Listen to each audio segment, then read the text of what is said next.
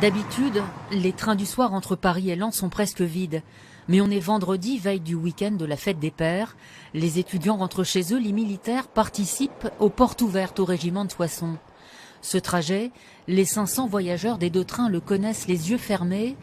Jusqu'à cette courbe, dans le tunnel de Vierzy, ils n'en verront jamais le bout.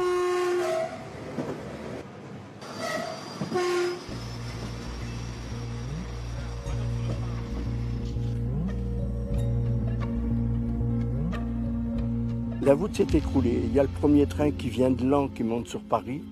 Et naturellement, il monte sur cette masse de terre. Il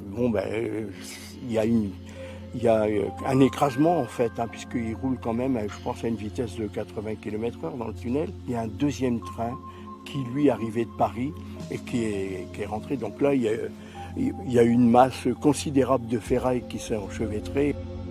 Jeune pigiste de 28 ans, Francis Maillard est le premier à filmer dans ce tunnel de 1400 mètres où deux trains fantômes ne sont plus que cris de blessés prisonniers. J'entendais crier, oui, on entend crier. Et en plus, à la tombée de la nuit, là, ça a été... Ça reste, c'est violent, ça reste dans la tête. 20 minutes après l'accident, les secours sont sur place. Mais dans l'obscurité du tunnel, les pompiers peinent à dégager les dizaines de blessés. C'est à la scie à métaux qu'ils font tout ce qu'ils peuvent. Ça, c'est pas sûrement la jambe cassée, mais ça c'est pas grave. Bon, la petite scie, on va y dégager complètement son genou. Si ça va bien dans une demi-heure, on peut le sortir. Si ça va bien dans une demi-heure, il est sorti. Il faudra 4 jours pour évacuer les 108 morts et les 111 blessés graves. Bernard Debray est le dernier secouru. Il vient de vivre 36 heures d'enfer. Cet accident lui a coûté les 2 jambes.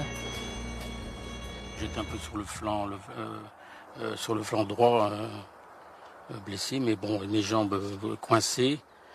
Et après, disons qu'on parle avec le temps, on ne sent plus la douleur. Mais on se demande si on va être retrouvé.